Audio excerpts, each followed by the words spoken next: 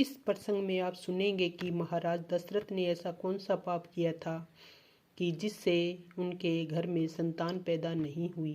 दशरथ बाबा के गुरुदेव यज्ञ नहीं करवा सकते थे, जो उन्होंने श्रृंगी ऋषि को बुलाया और यज्ञ करवाया।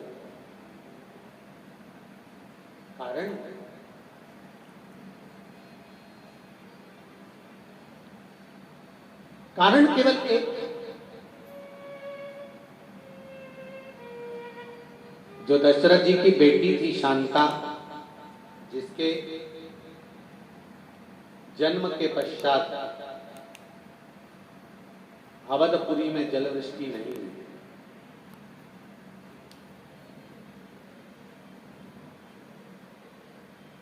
और जब अवधपुरी में जलवृष्टि नहीं हुई तो कुछ ब्राह्मण संत गुरुजन कहे कि हो सकता है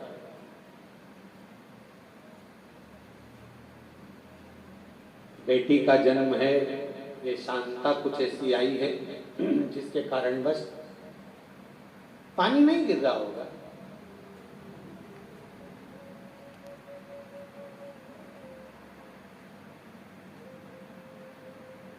एक बात पड़ी, एक आरती अपन लोग गणेश जी की गाते हैं। अंधन को आंख देख, जरा गाओ ना, जरा गाओ। अंधन को आंख देख कोड़ियन, बांझन को पुत्र देख निर्धन को। जिसने आरती लिखी होगी उन्होंने ये लाइन कभी नहीं लिखी होगी कि अंधन को आंख दे तो कौड़ियन को काया, बांझन को पुत्र दे तो निर्धन।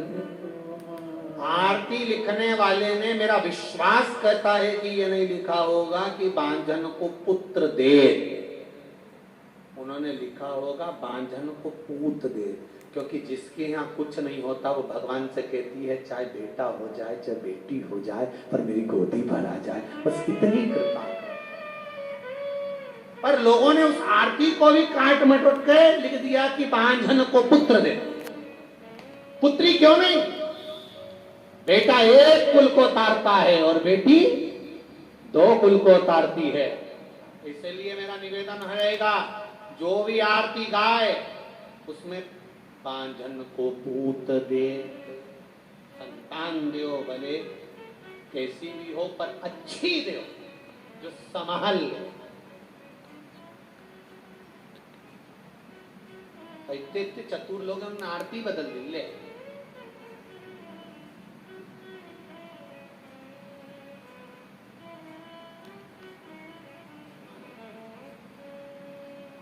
शांता के जन्म के बाद में जलवृष्टि नहीं, ये विचार करना था कि कोई जरूरी है कि लड़की का जन्म हुआ है, कन्या का जन्म हुआ है, शांता का जन्म हुआ है और जलवृष्टि ना हो। फिर भी दशरथ जी को कहा इस बेटी को पानी के अंदर सरयू जी में एक पेटी बनाओ और उस पेटी में बेटी को सुलाओ और सुलाकर इसको पानी में बहा दो। कौशल्या जी को मालूम पड़ा कि मेरी बेटी को पानी में बहाया जा रहा है। कौशल्या जी ने अपनी बहन को सूचना दे दी। कौशल्या जी की एक बहन थी जिसका नाम था वर्षिणी। क्या नाम था? वर्षिणी। वर्षिणी को सूचना दी तो वर्षिणी ने अपने पति रोमपद को कहा। रोमपद जो अंग देश के राजा थे, उनको कहा कि मेरी बहन के घर में बेटी हुई और बेटी के होने से जलवृष्टि नहीं हो रही है। मेरी बहन कह रही है इस बेटी को सरयू जी में बहा दिया जाएगा, तुम लेकर चले जाओ। अपने घर संतान नहीं, अपन क्यों ना इसको लिया। वर्षिणी और रोमपद पहुंच गए दशरथ जी के यहाँ और शांता को लेकर आ गए। शांता को जिस दिन से लेकर आए इनके नगर में भी पानी गिरना बड़े। शांता को मालूम पड़ा, शांता को लगा, मालूम पड़ा कि मेरे कारणवश पानी नहीं गिर रहा। तो शांता ने एक गुरु की शरणागति लेकर पूछा, गुरुदेव क्या मेरा भाग्य ऐसा है? गुरुजी कहते नहीं, किसी का भाग्य भगवान ने बुरा नहीं बनाया। ये हमारे पूर्व के कर्म के कारण हमको भोगना पड़ रहा है। तुम एक काम करो, किसी शिवालय में जाकर शंकर जी की आराधना करो। शांता ने शंकर जी की आराधना करना चालू करी, इतनी देर में एक संत श्रृंगी ऋषि आ गए और श्रृंगी ऋषि आकर कहे यहाँ पानी क्यों नहीं है? पता नहीं।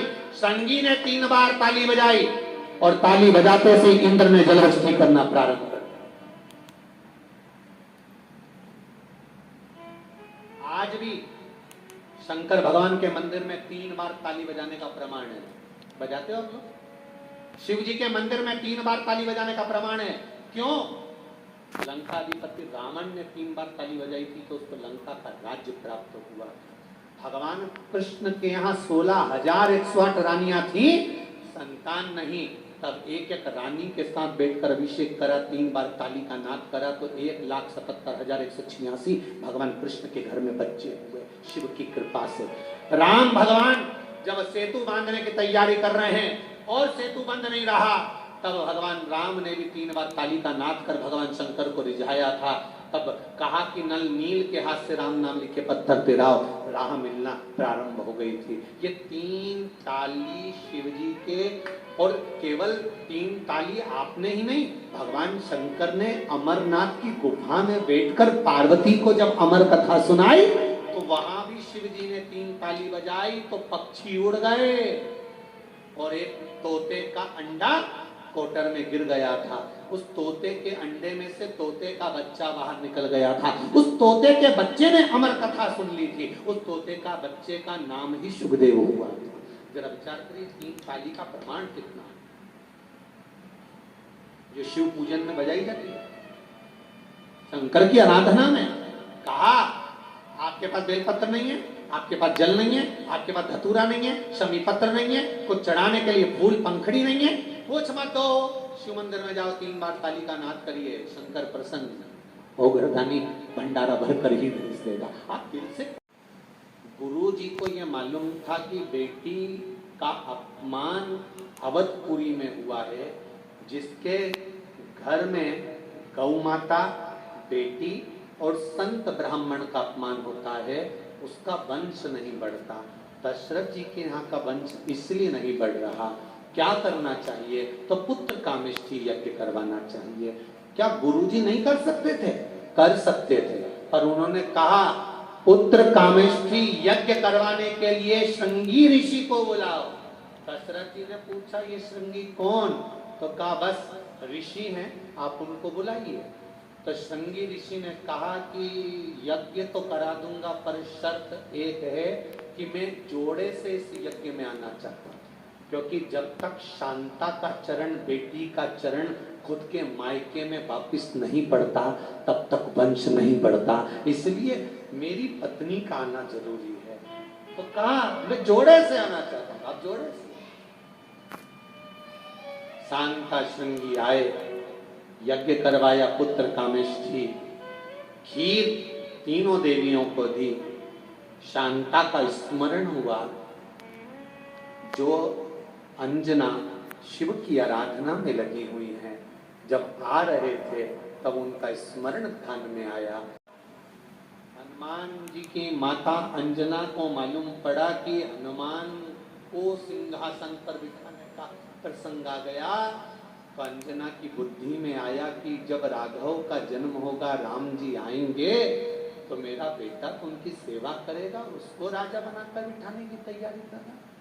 मेरे हनुमान को तो राम के चरण का राज्य चाहिए और केसरी इस राज्य की बात करते हैं। तब माता अंजना ने फिर शिव जी का स्मरण करा, मेरे बेटे को मैं राज्य दूं, ये मेरा सुख है, पर मेरा बेटा राम की सेवा करे, ये मेरा आनंद है। मैं चाहती हूँ इस राज्य के लिए कोई दूसरे पुत्र का जन्म हो। अंजना माता ने फिर तक साधना करना प्रारंभ किया। ऐसी साधना माता अंजना ने करी, और मेरा भाग भोलेनाथ हमेशा ध्यान देना, देवता देते हैं तो पल्ला झाड़ कर देते हैं, पर मेरा महादेव देता है तो छप्पर फाड़ कर देता है। छप्पर फाड़ कर भगवान कृष्ण ने एक एक रानी के साथ में 11-11 दिन बैठकर शिव जी की आराधना करी थी। इसलिए भगवान कृष्ण के यहाँ एक एक रानी से 11 संतान हुई थी, 10 छोरा 1 छोरी, 1,77,186 हुए। मेरा भगवान कभी हल्का फुल्का तो देता ही नहीं, देता ही भारी है। आपकी बार अंजना माता ने फिर तप साधना करी, और तप साधना करी तो संकट 1-2 तो देते ही नहीं, थोड़ा बहुत तो देते ही नहीं। उन्होंने कहा आपकी बार जो मांगा तो क्या, जब 5 पुत्र का जन्म होगा। हनुमान जी के 5 भाई, गतिमान, धृतिमान, श्रुतिमान, व्रतिमान, हनुमान जी के 5 भाई का जन्म हो गया अंजना माता के गर्भ से। हनुमान जी 6 भाई, हनुमान कितने भाई हैं? 6। सबसे बड़े हनुमान, गतिमान, धृतिमान, व्रतिमान, मतिमान, ऐसे हनुमान जी के 6 भाई, 5 भाई हुए। अब हनुमान जी प्रसन्न है, क्योंकि अब मेरे पिता का राज्य संभालने के लिए मेरा भाई गतिमान, धृतिमान, व्रतिमान ये आ गए, ये संभाल लेंगे। अब प्रसन्नता हनुमान जी क्या कुछ संभाले। अब मुझे नहीं देखना पड़ेगा, अब मुझे नहीं जानना पड़ेगा। आप मेरे चैनल को लाइक करें, शेयर करें, सब्सक्राइब करें और बेल आइकन भी दबाएं।